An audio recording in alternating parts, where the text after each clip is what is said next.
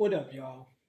So, have y'all ever given someone something and the same thing you gave them, the same exact thing they used against you? Crazy, right? It's almost like heartbreaking. Right.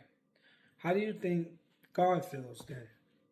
The same gifts he gives us, we turn around and use it against him. It breaks his heart, to be honest. And it has to move past fear at some point. And you got to understand that you're hurting someone that you love, that you claim to love. So I wrote a little spoken word that speaks to this point. It's called His Gifts Against Him. All right? Now I'm going to start with number one the reflection. We sin in His body, we breathe with His breath, we see with His eyes He sculpted out of dust, and somehow we still find a way to use those very gifts to turn against him.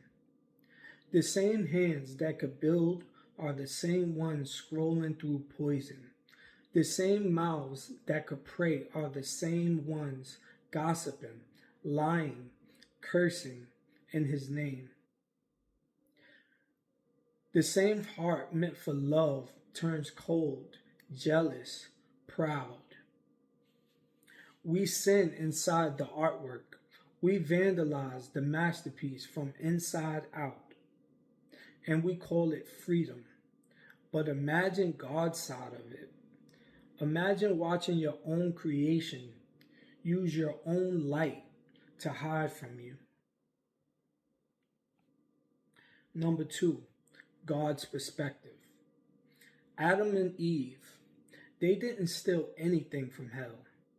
They used his creation, his garden, his leaves, his design to cover what they broke.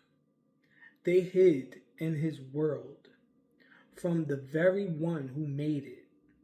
They sewed fig leaves from his earth and wrapped themselves in his mercy, and then ran from his voice. And when he said, "Where are you?" that wasn't rage, that was heartbreak. God wasn't chasing rebels. He was looking for his children who got lost in his own house. It didn't stop there. The people of Babel stacked his stones and said, "We'll climb up to him ourselves." He gave them language to worship. They used it to glorify themselves. He gave them unity. They turned it into arrogance. So he had to scatter what they built, not out of spite, but sorrow. Every time we twist his gift from the garden to Babel to right now, he's not surprised. He's hurt. Because the things he made for beauty become the tools of our distance. Number three, the lesson. We gotta stop fighting sin like criminals, trying to stay out of jail. We've gotta start fighting like lovers protecting what's sacred. If you love someone, you don't cheat on them. If you love your child, you don't abandon them. If you love your friend, you don't betray them. So if you love your God, you don't keep breaking his heart. Fear of God is the beginning.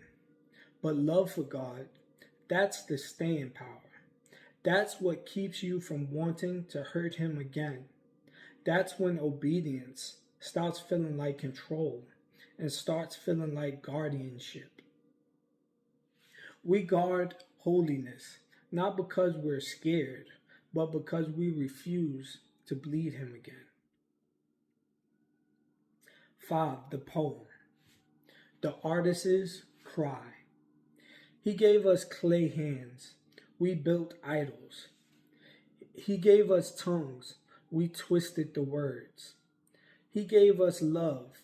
We rationed it out to whoever pleased us most. We called lust freedom and pride ambition. We called mercy weakness. We called ourselves wise. Meanwhile, he watches. The same hands that drew galaxies now tremble with patience. The same eyes that burned stars now well with compassion.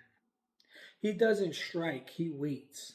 He whispers, "Where are you again?" And maybe this time we'll answer from the heart instead of the hiding place. Maybe this time we'll hand back what we stole, our eyes, our thoughts, our bodies, and say these were yours all along. Maybe this time love will look less like guilt and more like protection, like a son guarding the father's name in the dark world, like a daughter holding the line because she refuses to break his heart again. Maybe this time we'll finally love him the way he'll always love us, with everything he gave us. And that's my short spoken word. I hope you felt it. I hope you heard it. And I hope you live it. All right? Thank you if you stayed to the end. Thanks for listening. Amen.